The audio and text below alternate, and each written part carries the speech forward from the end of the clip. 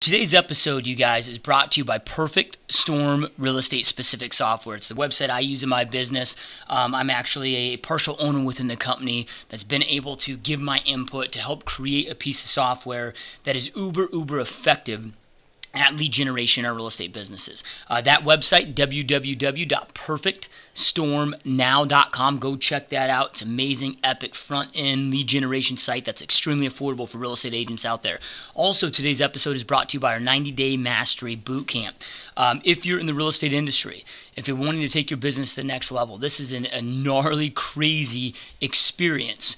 We go through for 90 days straight. There's there is 13 total sessions that we go through. Each weekly session is about 2 to 3 hours long every single week. Plus, you have daily access to me going through the experience through the group. So to check out more about that program, we roll those out about every 90 days. We stagger them once in a while, but we do about 3 or 4 of those every single year. So if you want to spend the next 90 days with me, about 40 hours of just crazy epic content helping your business take it to the next level, go to www.90daymastery.com. That's our sales page. You can see testimonials, learn more about the product, and register and sign up right there. If you are signing up, make sure to use the promo code LiveMastery, all caps, all together, all one word, LiveMastery. It saves you $500 and makes that whole entire 90-day coaching experience only $997 for you guys. So, all right, let's jump on in.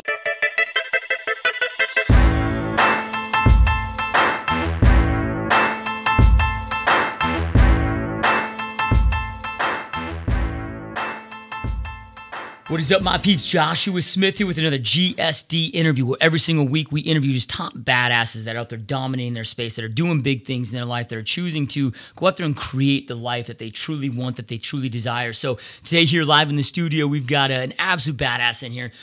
Online marketing guru, dude that's done some big epic things in his life. So really honored, stoked, and excited to have Jeremy Montoya on the show today. Welcome on the show, my friend. Dude, I'm so pumped to be here, man. I appreciate it. Yeah, this is badass, dude. So I know you're doing a lot of big things, right? In the online internet marketing space, you're doing a lot of different things. You're probably doing a lot of things that I'm not even aware of yet that I'm sure we'll dive into as well. But let's rewind the clocks a little bit, dude. Like, what was your journey to getting into entrepreneurship? And we can rewind the clocks back to high school, college, however far back you want to go, but what was that journey like? Sure. I was actually talking with my dad about this the other day, and it's all I've really known. In second grade, I was selling yo-yos. In third grade, I was selling Pokemon cards. Alarms going off. Those are reminders I have for my mindset daily, so it's funny to hear those going off. In sixth grade, I was doing skateboards. I had kids lined up for me to grip tape their boards because I sucked at skateboarding. I was a fat little chubby kid, so I couldn't skateboard well, but I could sell the hell out of whatever I was into at that time. Yeah. So it was action figures, yo-yos, cards, whatever it was. Seventh grade, it was fireworks. That didn't end up so well. Got caught with that in junior high. Some kids lit them off in the locker room and shut it and set a locker on fire. So it's just always been entrepreneurship. It's all I've really known. I ended up doing some public speaking stuff in high school. I wasn't a good student, I enjoyed talking with people, enjoyed being around people, but the academic stuff, it wasn't my thing. In high school, I was lucky enough to find an organization called Skills USA. You learned a trade like T-shirt design and print, like these ones you have here. And I was able to combine that with leadership skills, and I excelled at the leadership side of it. So started doing public speaking, worked at Apple for a few years, which was awesome. I kind of feel like that was my 4-year degree. I don't have a day of college in me. Right. So I got like my college education, so to say, out of high school at Apple. And then from then on, it was all business. It was all, I had my own little clothing company, so that was my first legitimate business. And then from then on, it was just continuing to get better, trying to level up, trying to keep my mindset on point, and continuing to grow. So what made you, so you're started your entrepreneur kind of journey at a young age, but then you jumped in the corporate world. When you went to work at Apple, did you plan on having a career there, or was it literally just, okay, I want this for the experience, for the resume, for the learning? What made you transition into corporate, and then what made you transition from corporate back into the entrepreneur game? Yeah, and I'm sure a lot of people can relate with this. When I joined Apple, I absolutely loved it. Like, it's the place I wanted to retire from. I felt like I found home. When I was there, it didn't feel like work. I finally found my getaway, is what I felt like. And after a couple years, growing up a little bit, seeing things from the inside, just when any humans involved in a corporate environment, there's going to be politics, right? There's going to be gossip. There's going to be things that just aren't as enjoyable as getting the job done. And as I got a little bit of a taste of that, I decided that wasn't the spot for me anymore. And I decided to go back to my roots. I was working on my clothing company in the background. It definitely wasn't going to be my ticket to success. So I decided in my head, literally one night, that I wanted to find a small company that was just starting up to attach myself and insert myself into and help. And and some books resurfaced during that like week where I made that decision. One of them was from these two kids who were driving Lamborghinis. One was doing Forex trading. The other was an entrepreneur doing startups and software. And they told me about a book called The 4-Hour Workweek. And they led me back to a book called The Secret, which I actually used back in high school. I became the national president of that student organization through visualization, through training my subconscious, training my actions through what my thoughts and my beliefs were. So it led me back to all those things. I shut my eyes, decided I want to leave Apple to do these things, and like within 72 hours, somebody walked into my reality and was like, hey, I'm looking for this sort of person, like started describing me to me. So I got into like the startup world at a small level, and it was very shocking to my teammates that I was leaving Apple, because I was that person who had drank the Kool-Aid. I was a person who lived the culture, who created that culture, and now that person was taking off all of a sudden to go and do something else. So what it all comes down to is like really understanding where you're at in that situation and trying to make the best decision for where you want to go moving forward. I could still be there. I could have retired from there. I could have gone corporate and done all those things. But at the end of the day, I wasn't driving my own life. It was in someone else's hands. Promotions, raises, all of those things. And I got to a point where I didn't feel valued anymore. So when you come to that point, if you're in that point, or if you've been in that point, you know what that feeling is like. It doesn't feel good to not be in charge of your own future and control of those things. And as an entrepreneur, that's suffocating. Yep. So I love it, dude. Love it, man. So you jump into, the T-shirts, doing other things. Kind of walk us through a little bit of that journey of what you started, what were maybe some of the other businesses that you ran to bring you to where you are today. Absolutely. Well, I had a friend approach me who wanted to start a podcast, and the idea got pushed and pushed and pushed, and one day it just started happening. So that was my exposure to what we have right in front of us right now, right? Is like the world of audio marketing, the world of internet marketing, and taking what I learned from Apple, from startups, from being an entrepreneur and that hustle and that drive, and trying to figure out like what it takes to make a good business. And I found out the hard way that content isn't what makes a good business. You have to have a good business first, and then you start pumping out the content to promote it and ramping things up. So that was a huge like year-long lesson of figuring out that podcasting is awesome. Online content is awesome, but without the business to back it, without the products to back it, right, the customers to back it, it falls on empty ears. So that's when I really started thinking about like the 80-20. If I want a business in general to be successful, what do I need to focus on? And the answer more and more came about that it was email marketing and email list building. And that's what really started my direction right now. Everything that I do nowadays is all focused on, one, building my email list and helping others take the work they have right now and amplifying it to build their list so that they have a money printing machine, essentially, where they know the problems that their list has and can solve them. So that's what I do now. I use Periscope to grow my email list. I show people how to use it. Podcasting, same thing. I have a lot of clients where they have top-ranked shows, but it's not driving the list. What can we do creatively there now so that we can grow that email list, amplify that, and get people from listening to the show to actually being in the community, supporting, and being in their inbox, which is still a very sacred place for attention. Yep. No, I love it, dude. Love it, man. So, yeah, and I couldn't agree more. I mean, your list is everything, right? For every business out there, it's like your number one asset is not your list, but it's the connection with your list, right? So it doesn't matter what kind of business that you're in, you've got to be focused on that daily list building. I mean, that's fuel to your vehicle. Exactly. Being a guy that's done very well with it, that coaches and trains on it, what do you feel like some of the biggest mistakes are that you see most entrepreneurs making when they're trying to attempt list building? Starting off, it's the hardest phase because you're learning from people who usually have huge lists, and it's very hard to relate. Right? To take advice and to really go and take action on it. There are some low-level things that we can do that are like right in front of us that they're too close to see. One of them is literally pulling out your phone and texting people. Hey, this is my business. Here's what I'm doing. I'd love to have you on my list if you're interested. Like texting your family and friends, those supporters, the people who have your back right now, and getting them on your list, whether they're ideal or not. Because what that begins to start is now you have to start writing emails, and now you have to go and get feedback. All right, so that's just a low-level hanging fruit. Putting in your signature, hey, join my email list. Do you want to, whatever your proposition is to your customers, put that in every signature of your email list. You're going to start getting organic people to sign up. So it's like little things like that that will drive your first 100, which from my perspective and from a lot of my students, that first 100 is the hardest thing, right? That's just as hard, if not harder, than going from 101 to 10,000. Yeah. So it's doing those low-level things right now to get the list going and started so you can get your feel for what that's going to be like, and then really starting to apply the psychology of online marketing. Who is your market? What's the problem you're trying to solve? What's the pain point that's keeping them up? And then just starting to talk about those things on a weekly, on a monthly, or a daily basis. Whatever you have time for can fit in. You start building that relationship over time through their inbox. So okay, so you're building up this list, and we see it all the time where people might start building up a big list, but they do nothing with it, right? Because it's not the size of your list that matters, right? It's the connection with the list that Definitely matters. So what do you is there a magic formula of how often you should be reaching out? What's too frequent? What's too infrequent? And then, what should you be sending? I mean, should it be, kind of like Gary Vee, where it's, the jab, right hook, or, are things changed? So Gary can be doing a better job with his list. I'll be the first to tell him that, and I think he's admitted that a couple times too. There's so much more that he could be doing with his list. There's no magic formula. There's no magic, here's what you need to do on a daily, weekly, monthly basis. At the end of the day, you need to be mailing. If you only have time for it or the wits to do it once a month, then do it once a month. As you start ramping that up, do it weekly. I've seen the most successful campaigns be daily, and that sounds like a hell of a lot of email. That's hard for any solopreneurs or real estate agents or anybody watching right now to be cranking out, right? Unless they're batching it or being really just efficient with it. You can be taking the content you have, whether it's a podcast episode, videos, and creating stories from there and storytelling. At the end of the day, you got to find that rhythm that works for you and your business. You got to find that consistency that feels right for you and for your list. I see a lot of people who have their list and they're sending out emails maybe monthly, and then they want to start hitting it hard. And that's a way to burn people out quickly, which may not necessarily be a bad thing, because I'd rather have 10 people who are actually listening than 100 people who are deleting or marking my email as a spam. So it all comes down to getting the feel for what it is for you. And it all comes down to personality too. Like I mentioned Periscope a second ago. The reason I love it is because it speaks to my personality. Right? I like seeing myself. Part of the reason why I'm on Periscope, because you're staring at yourself the whole damn time. Yep. But the other part is I get feedback in there in the moment. Podcasting was awesome.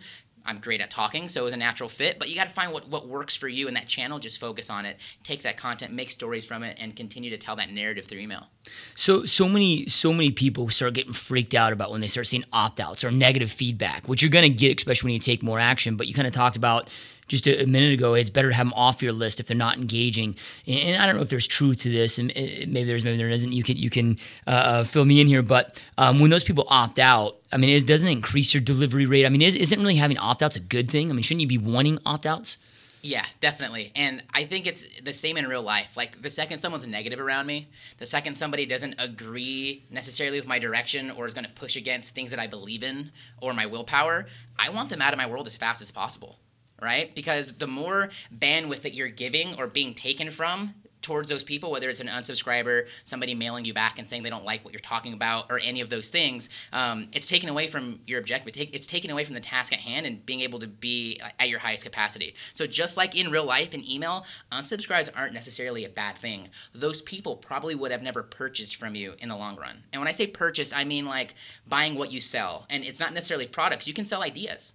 Right? You can sell the dream through there and not necessarily have a product or a link inside of there, but you're buying people's time. You're buying their attention. You're buying their relationship to stay in, right? They're buying into you. So when people do unsubscribe and you're getting those emails about it, one, turn them off. It's none of your business what people want to do. It's all about focusing on what you do have in front of you and those people that are listening. And when you come from that perspective, whether it's an email or in life, I think you'll be a much happier person. So, let's say you're trying to build this list, dude, and maybe you have a very limited budget. Maybe it's like $200 a month, right? With all the social media platforms, with what exists out there, if you're on a small budget, what would you recommend somebody where they start? And then also, what are maybe some of your favorite affordable lists that platforms like an Aweber or whatever that they can start using to do that? Yeah, I mean, there's tons of platforms that are free or super cheap. I use Aweber personally. It's what I recommend. I've used MailChimp, though, before. A lot of my clients and students use MailChimp. It's free. It's limited for a lot of stuff, but you can get the job done when you're just starting out. So you really shouldn't have to even spend a single penny. That's the awesome part, but it is going to take a lot of sweat equity, right? And a lot of working hard to make it happen. I personally would say turn off social media and all efforts there, or get someone to automate it and get it off of your plate as fast as possible. Because email is the most important thing. You can build your social following through email. You can go and buy social followers and those things, but it's a vanity number for a lot of people at the end of the day. So what I would recommend is making a list of the places your audience hangs out, the products they buy, the sites they're on, the places they shop, and just understand where they're at and go and team up with those people and get content on their websites. Offer something at the end of it in the bio. Instead of a link back to your site, give them a link to a landing page that gives them your 5 tips on something relevant to that topic. If you can leverage, here's the secret to it all, like to email list building an audience, a customer base in general. Find out where they already are and leverage those places. because you can do 90% of that stuff for absolutely free. You just got to do the research and put in the work of building the relationships with whoever the admin is, whoever owns that business or that community. And if you can go where those audiences already are, you're going to see your numbers skyrocket. It's about playing where the numbers are. So, yeah, and I love that, dude. And I couldn't agree with you more. You know, I coach and consult a lot in the real estate industry, and I'm always telling all my clients that the sole purpose and activity exists is to generate a lead, which means that somebody that's opted in, that's went in your database, that went in your list, right? Otherwise, we're just wasting our time. Right. So absolutely love that, dude. Now, as we're building a list, if somebody wants to build a list, they have an idea for a product, but maybe they haven't built the product yet, but they kind of want to build a list to maybe start getting some feedback on what that product should be. You know, what are some of the things that they should do? What size should that list be before they start really selling them? You know, what do you recommend there? Well, I'll be the first to tell you that I got into email marketing or into internet marketing because I wanted to sell courses and information. It's one of the things in 4-Hour Workweek, Tim tells you a couple different ways for starting product-based businesses or wholesale businesses. And at the end, it's like one page. It's like, oh, by the way, the real smartest way to start a business is by selling information. Here's why. Because you can make it once and just keep on selling it.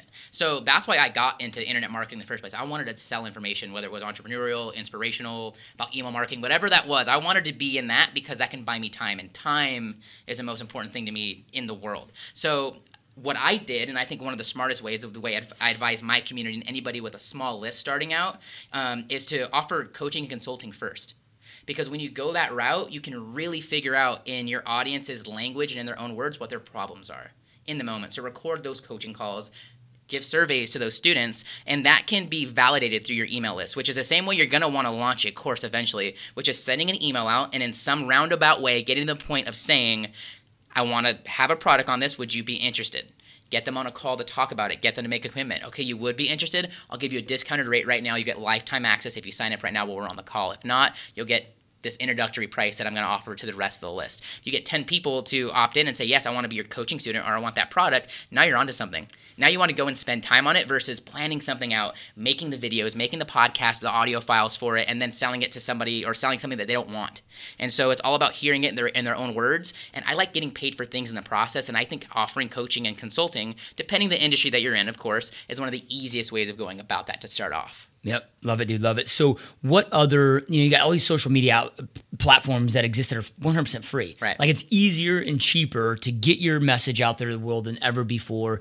What should people's focus be? If they want to go out there and start maybe an online business or whatever it may be to get their name out there with, with YouTube, with all these other free mediums. How hard should they be pushing? How much content should they be pushing out? How would you leverage those free sources? It comes down to time and resources at the end of the day. And I think more importantly than those things too is knowing yourself. Like, what are your strengths? If you're good at writing, maybe using something like a regular blog, but also using Medium that has kind of a viral nature built into it. If you're good at talking and you're good in front of the camera, trying out Meerkat or Periscope like I use. If you have a good voice or you have a message but you're camera shy, do an audio podcast. And I have content around this too. I think a lot of times content isn't the answer until you're at a point like where you're at, man, where you can pop them out. You got a team here helping you out. You have so much content that you're sitting on, you don't have enough time to pump it all out, right? Yeah. So I think a lot of us feel that same way too, but it all comes down to where you're at right now and what the most effective thing for you to do in your business right now. That may be one podcast a week or one video a week or one video or podcast a month. You have to look at the bank account. You have to look at the resources that you have currently and then make those decisions based on your personality, based on what you're comfortable with. And if you can find a rhythm, right, and find something that works for you, then you're onto something. Then you can start to ramp that up and add more to it. But until that time, it's really about trying things out. Find the network that works for you just by testing, spending a little bit of time here and there on it, and then it'll kind of come to you based on your personality, based on your resources, and where you're at. If you aren't getting sales, you probably aren't targeting the right market, right? If you aren't getting attention, maybe that's not the right platform for you, or you aren't going hard enough. So there's a couple variables in that, but you got to start testing out, really decide where you're at, and go from there. Yep, love it, dude. So in business, life, and I hate calling them failures, but it's those low moments, those hard moments, those painful moments that we get through that really truly define us as entrepreneurs and as just the human beings that we are that then become our greatest assets, right? So what have been, through all of this and all of your experience, what have been some of your biggest growth moments, or failures, whatever you want to call them, that you've learned the most from? Yeah, so I had a couple businesses, and you're absolutely right. It's the failures you learn the most from, not the successes, right? The successes are easy to get caught up in the moment on, but the failures are what really grows you and what stretches you. And some of my first businesses, I had a partner. And that is extremely tough. One, I didn't want to be alone, right, in starting my first business. Yep. And one of my buddies, like, called me every single day for literally a year and a half and was like, I want to start this business with you. I want to start this business with you. Finally, one day, I was like, all right, cool, now's the time. So we started it. But you really got to find, I say all that to say this, you got to find people who can match your work ethic or amplify it. Yep. And if you can't find one or hopefully both of those things, it's probably not a match. I have found in my own situation that I go much more passionately, harder, and at a faster pace than most people. But that's just me. So playing alone most of the time for me is my strength if I'm going to drive a business. It all comes down to where you're at. If like for me, if I were looking for a partner, I would want someone who's years ahead of me, better than me, works harder than me, so I can reach that level. Right? But when you have to be that person that's bringing that person with you or carrying the weight, it doesn't become fun. It becomes uneven. So one of those lessons is if you're going to have a partner, pick that right partner or start off solo. Here's the analogy I use. Jose over here knows I'm big on analogies. It's like going to the gym versus like going salsa dancing. When you go to the gym, you have a buddy there to spot you, right? If you're going as a pair, they can go do cardio. You can go do dumbbells. You can do different workouts, but you can do them together. When you go salsa dancing, you kind of need a partner. Yep. All right, so salsa dancing is the comparison of you're in a business together, whereas when you're at the gym, you're doing business together but separately. You can run your own businesses, build your own businesses, and focus on the same mind stuff, but you can do it together but separate, if that makes sense. So that's the analogy I like to use for trying to keep church and state separate. Yep, no, I love it, dude. I love it, man. So what do you do? Because obviously in the world that you're in, things are changing so fast. Definitely. Right? Like every other day there's a new platform, new technology. Like what do you do to stay ahead of the curve, dude? To make sure that you're staying relevant and ahead of the curve? You know, and that's a hard balancing act. Because for me, there is so much opportunity that the conversation becomes the cost of the opportunity. Right? I look at Periscope, for instance, being one of the newest platforms that's taken off. It hasn't even had its boom yet, but it can completely be a shiny object. So there are times where I'm super consistent in using it, and there are times where I'm completely distant and not engaged at all. For me, I'm very strict about where my time and attention goes. Right? Like I don't do TV. I don't do what a lot of people do with their time. So I have to be very, very protective of that and do everything I can to preserve that as much as possible. So a lot of it comes down to like trying just to be in the know through other people. Right? Yeah. Through the people that I trust, a small circle that I do keep, because there's just so many opportunity that it becomes hard to keep on saying no. Like you want to say yes to everything, but no to me is one of the most important, most valuable words, and at least for what I found with being successful as an entrepreneur and keeping your time there. So there's that part of it, but there's also the part of staying relevant, right? Like how do you stay ahead of the curve, and how do you stay relevant amongst your peers and your colleagues? But I have found that a lot of the people that I follow, they just stick to what works. The social platforms are going to come and they're going to go, but the things that continue to work are what are always going to work, which is relationship building, knowing your target market, and knowing the words that they use. And if you can know that, you can go to any platform when it pops up or years into it. You can get on Twitter right now, and if you know those things, you can be very successful. Or you can hop on Twitter right now and waste a hell of a lot of time. So those things apply to any network. For me, that's definitely a tough balancing act of staying relevant and also just keeping up with what works. So you still doing any public speaking? I mean, I'm doing it right now, right? Yeah. I try as much as possible. I Love Marketing is a firm here in Arizona. I'm speaking next week on Periscope for email list building. Got to do that earlier this year as well. It's a bit more sparingly, but that's something I want to ramp up in 2016, is getting out there and not only sharing the message of like the brass tacks of email marketing and internet marketing. Those are the things I've learned. That wasn't like first nature to me or anything like that. But what is natural for me is talking and inspiring, showing people that there is possibility, there is a way. So I'm excited to start blending more of those things together and hopefully getting in front of larger crowds in person and doing more of those things. So, you're a guy that, has big ambitions to go out there and crush it in this world, right? Big goals. Like, what do you do personally in a goal set and to stay focused on those goals? Because we live in a world of massive mediocrity. I call it like this mediocrity vortex, dude, where the rest of the world is just living and dying in mediocrity. And it's so easy to get into the whole good enough. And good's the worst enemy to great. Like, what do you do to set those goals? How are you paying attention to make sure that you're not getting comfortable, that you keep leveling up and keep striving for more? It's funny that you mentioned that. I posted, I think, yesterday night a meme on Instagram that was, comfort is the killer of greatness. And like that vortex that you're explaining of mediocrity, it's so hard to avoid because it wants to suck you in.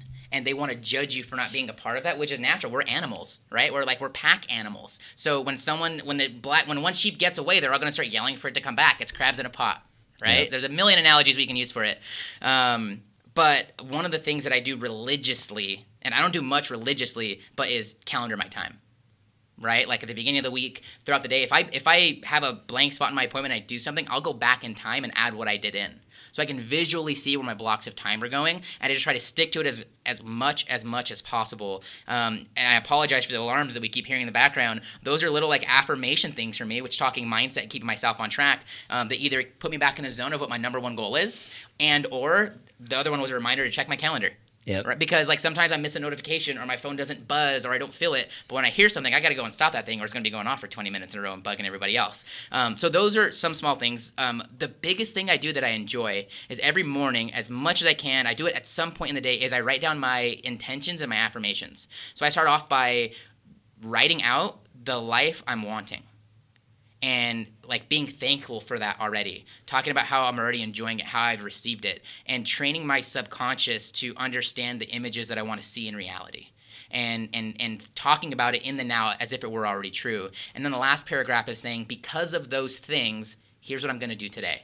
So it's talking 6 months to 5 years out, and then talking about here's the 3 things that are going to drive that number one goal right now. So I'm really big in getting the subconscious on the same or on the path that you're wanting it to. If not, it goes astray. It just goes and does its own thing. But I'm really big on just conditioning your mind to see what it is you want to see. And if you can replay those images and you're vivid and crystal clear on it, just like Olympic athletes when they train, the same triggers go off in their mind as they're closing their eyes and visualizing it as when they're at the starting line and the gun goes off. So the more you can train your mind to have those neural pathways and to see the reality you're wanting, the more and more, from my understanding, you're going to see that, and from my own experience. Yep. No, I love it, dude. So what do you do? Because one thing that's really hard is to surround ourselves with like-minded people. It's a question I get so often on the podcast of, hey, Josh, like I'm ready to level up with my friends. Because in business, there's that saying that seems to hold very true of you are the result of the 5 people you hang out with, that spend the most time with. If you hang out with, 5 broke people, you're going to be a 6th broke person. Hang out, whatever it may be. So but it gets tough, right? It gets tough to keep reaching up for friends and surrounding yourself with those people. Like, what are maybe some strategies that you do to make sure that you're not getting around the wrong people, the wrong mindset people that aren't inspiring you to grow? And sometimes that's unavoidable, right? Like negative people, sometimes those are your family members that you love the most, right? That are the most negative or that detract the most from what it is you're trying to accomplish. But some like low-level things that I do all the time is I listen to audiobooks.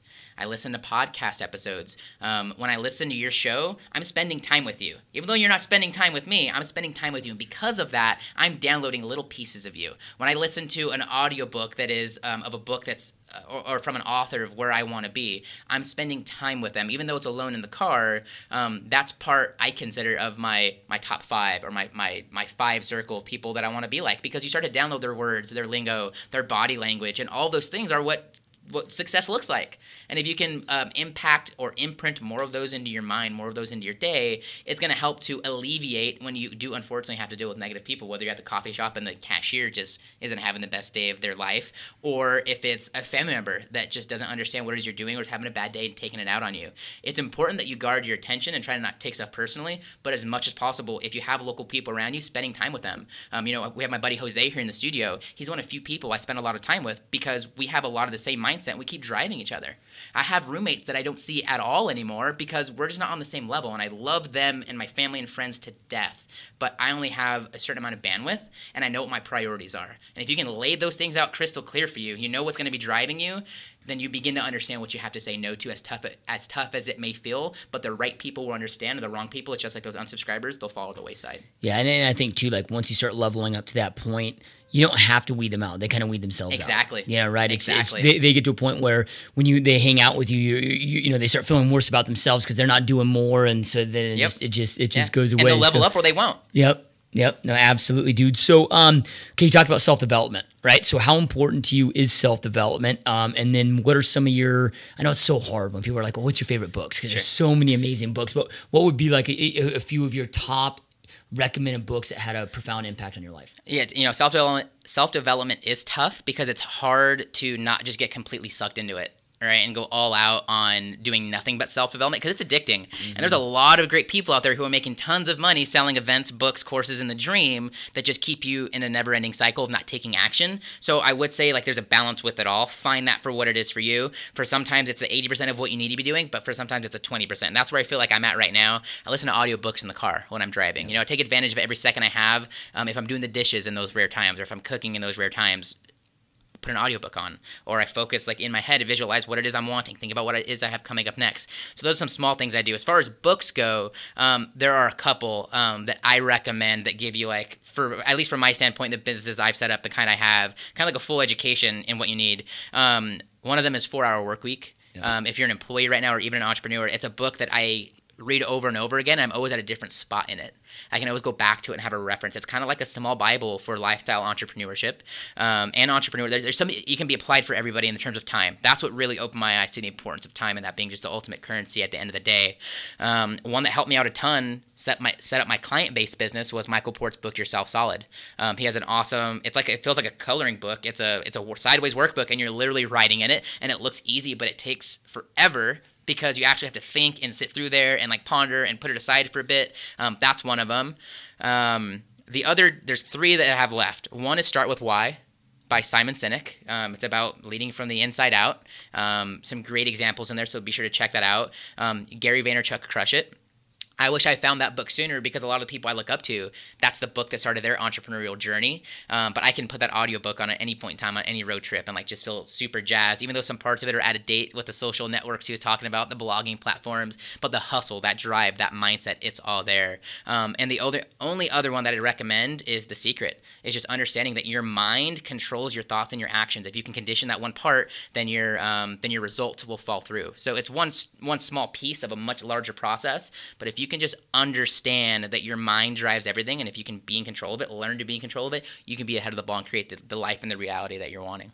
Yeah. So you just talked about hustle with Gary Vaynerchuk's book. What is hustle in your world? Like, 'cause, so many people, they see what you're doing, or see what these uber successful entrepreneurs like yourself are out there doing.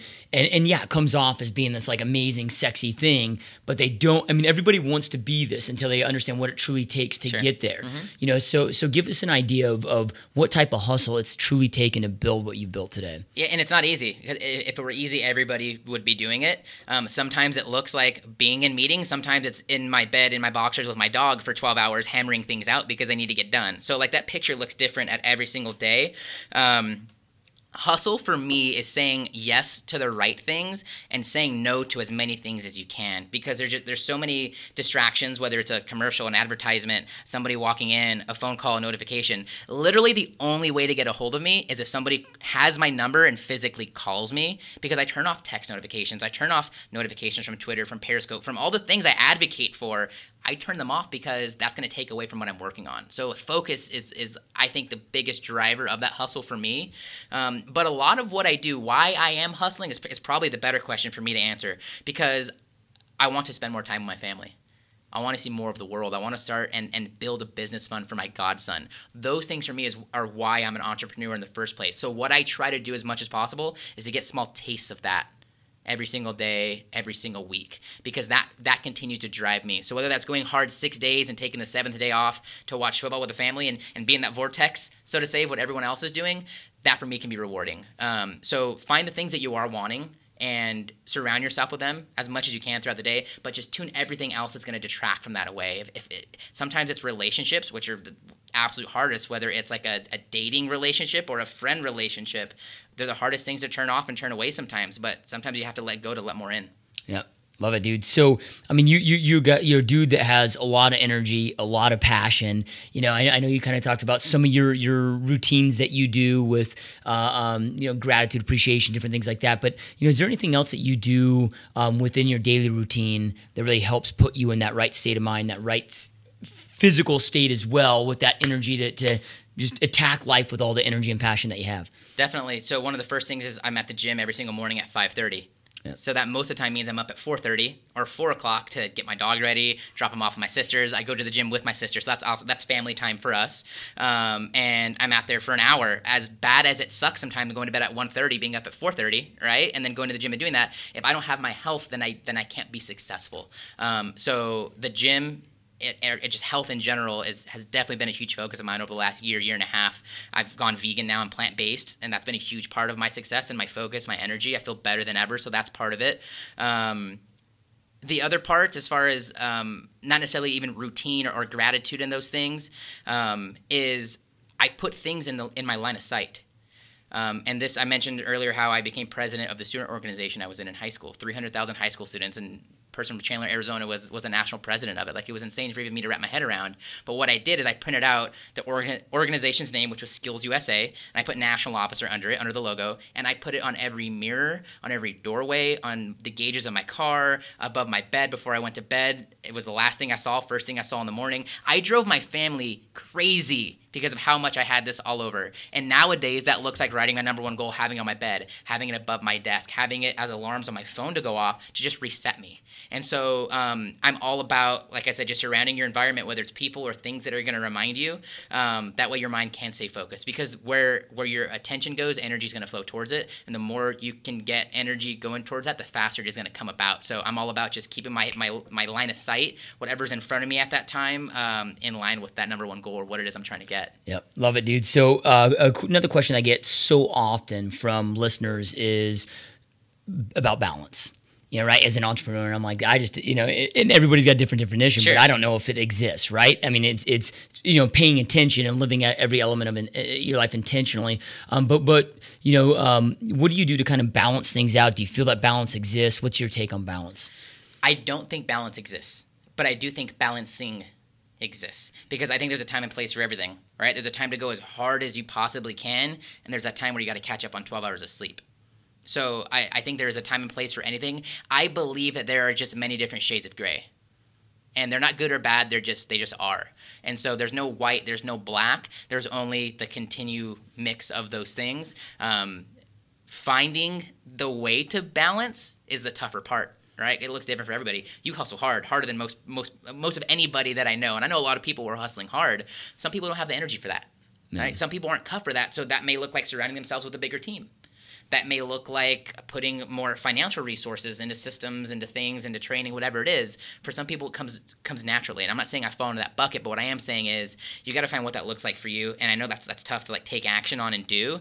But at the end of the day, I don't think there is any black and white. There's only the constant movement between the two. If you can understand that, it makes things, at least for me, it made things a lot more clear. I read The One Thing. Yeah. And that's where a lot of that came from, right? Is like understanding that your personal health needs part of it. I have a lot of clients and people who want more of my time, but if I don't put time into the food, into my health, into fitness, I can't be the best me. So I will be very fast to tell anything else no. Because if I don't have those things, then I can't be healthy. But there are times, too, where I delay some of those things. I'll go to the gym in the evening, or I miss the gym for a day because I have other stuff to do. So I think there's a time and place for all of those decisions. You just got to look at what you have in front of you and figure out what that is at that time. Yep, absolutely. I love it, dude. So a few last questions for you, but before we dive into those last questions, how do our listener base, how do they get a hold of you? How do they learn more about you if they have specific questions on list building, social media platforms? And then let's kind of talk a little bit about some of the coaching programs that maybe you offer that they might be able to benefit from. And again, ultimately, I mean, how do they reach you? Where do they find out more about you? Absolutely. So on any platform you go on, I'm going to be at What Up Jeremy, whether that's Snapchat, Periscope, we were scoping here a few minutes ago,